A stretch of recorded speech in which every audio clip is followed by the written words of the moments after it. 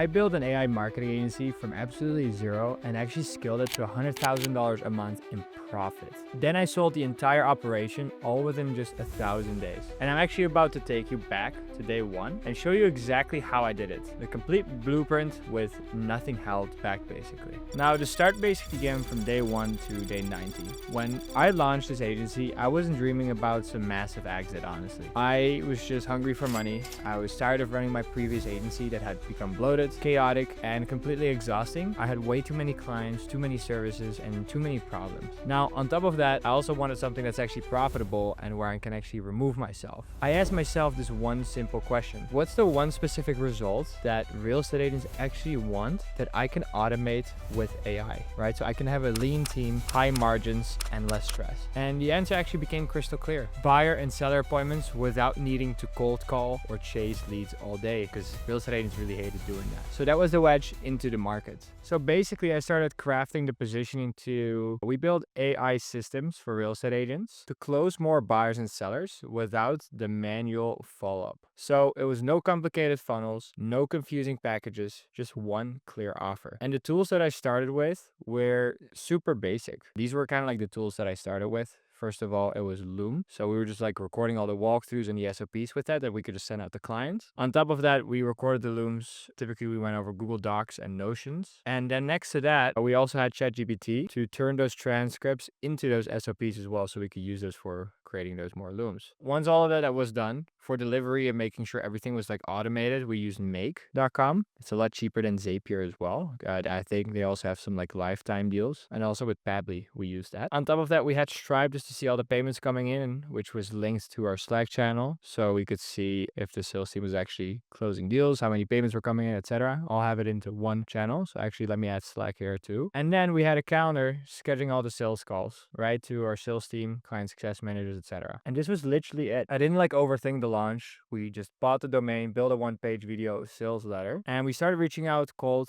to real estate agents. I'm not gonna lie, like the first couple months were rough because we needed case studies with real people. After a couple months, it actually started to look like there was traction. It was 3K, then 5K, then 10K a month, and so on. But the real turning point that changed everything was when I started selling 12-month packages right from day one. And that decision instantly shifted my mindset, right? Because all what we needed was cash flow to basically run our ads. And suddenly I wasn't scrambling for the next sale. We actually had some runway. We could breathe, plan, and actually think strategically instead of reacting because we had a lot more cash coming in now than previously, just because we were charging for 12 months up front. It felt like I've actually gone from swimming against the current to finally standing on solid ground. That locked in profit margins, that runway to actually build those systems so we could remove ourselves. And it eliminated the constant churn that killed most agencies. And most importantly, it forced me to think long-term about delivery from the very beginning. Now, after that, kind of like came day 90 to 500. Once I've basically validated the concept, the next like 400 days were mostly focused on just two things, which was systematizing what was actually already working and hiring slow but smart. Now, my organizational chart actually looked nothing like what most agencies built. It was intentionally lean. Here's kind of like what it looked like. We had a virtual assistant who actually managed my inbox, my calendar, reminders, and client notes, and even like little changes to, let's say, a client ad or little changes to like a client's account. Then on top of that, we had a client success manager who they basically onboarded new clients, ran the Slack community and also like the school community, tracked fulfillment metrics and KPIs, and showed us how all of our clients were basically performing and making sure that they actually got results. Then on top of that, we had a closers. We had about 2 closers and a closer manager who took all the sales calls, and the closing manager kind of like trained the sales team and ran the weekly call audits and also had daily calls with the closers. And then honestly, we used an external ad agency that fed our sales pipeline and that basically got us appointments with more real estate agents. Because in the beginning, you should do this yourself, but when you start spending 3, 4, 5, 6K a month and higher, just immediately outsource to like an external ad agency. A lot of times they're super cheap and they're also like performance based. So just like feeding the sales pipeline with targeted advertising, mostly on like Instagram and Facebook. Now, once you've done all of that and all of that is locked in, then you would just focus as the owner on solely on making offer systems and vision and hire a CEO that could then take that role over. Now, once you've done that, you're really like fully outsourced yourself.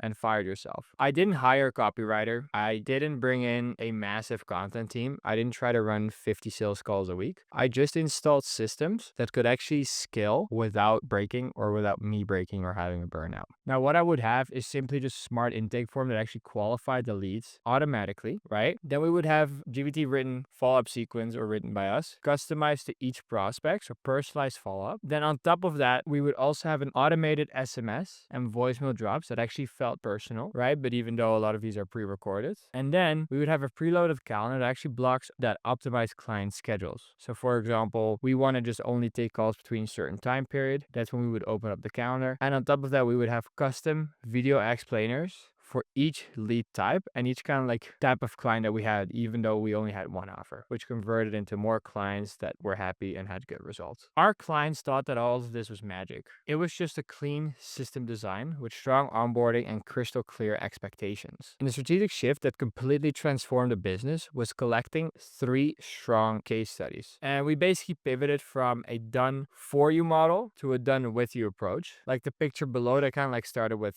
a rock. This means less operational overhead. It basically also means better profit margins and significantly more client buy-in since they were now part of the process. That's kind of like when we crossed 50K a month in profit with just like 3 active team members handling everything. I actually remember seeing that number in the bank account and feeling 2 things at once. First of all is pride because we've actually built something lean and profitable. And the second one is disbelief just because it almost felt too calm for the amount that we're making and we're also growing at the same time. There was no chaos, no burnouts, and just a business quietly doing its job while I actually got my life back. The business had to basically become a machine that didn't need my constant attention to function, which is ultimately what we wanted. Now, kind of like with the rock that I mentioned earlier, and the strategic shift that we had was that we started again with done for you. We had high operational overhead, but we needed to do that in order to collect case studies because we need to do extra hand holding to make sure that we actually get those results. And once we had 3 case studies, we started running ads and pivoted to done with you and changed our offer slightly so that there's less fulfillment. When there was less fulfillment, we made sure that we streamlined the operation. And after that, we had lean and a profitable business because everything was lean. The offer was lean and didn't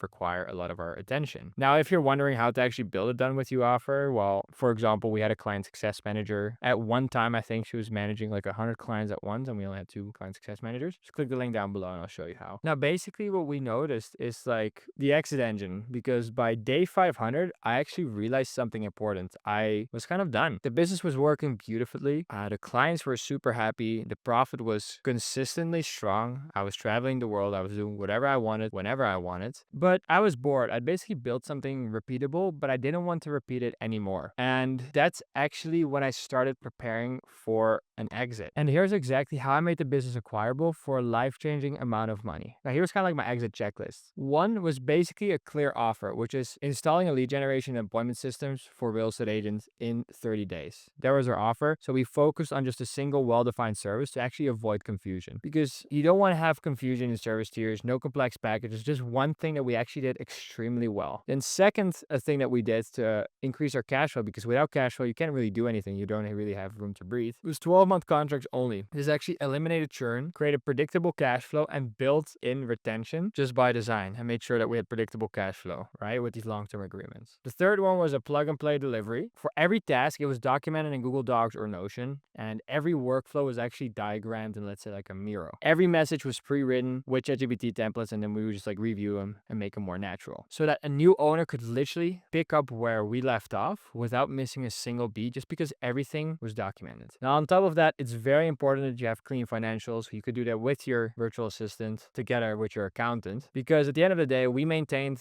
sometimes a 52 all the way up to 80% net profit margin consistently, and we wanted to make sure that was recorded so that the company buying our company could actually see that we're actually doing real numbers. And then 5, what was important is a real team and a small footprint. So virtual assistants, client success managers, 2 closers, and a closer manager. And that was it. Everyone knew their role and executed it perfectly, right? So we had an end destination that looked like a super clean exit where everyone was happy. You're probably wondering then, how do you find a buyer? And my approach to finding a buyer was super simple. I just posted in one of the mastermind groups that I was part of, which something that goes like this. I'm basically thinking about stepping away from my agency. It's profitable, lean, AI infrastructure based, and I got a team in place. Ping me if you know anyone, or if you know anyone that's just curious. And this single message actually generated 9 direct messages. So basically people reaching out like, hey, what's all this about? 3 serious conversations out of that and some referrals to private equity firms. And 1 solid deal that closed within 90 days of having that first conversation with the firm. The deal structure looked something like this. Of course, it could have been better, but at one point I just wanted to get the negotiation done, because private equity, if you know about it or not, they'll always try to get the best deal possible and they'll negotiate about every single aspect. And that was what took most of the time, honestly. So we basically had a 6-figure cash payment plus back-end earn-out over 24 months.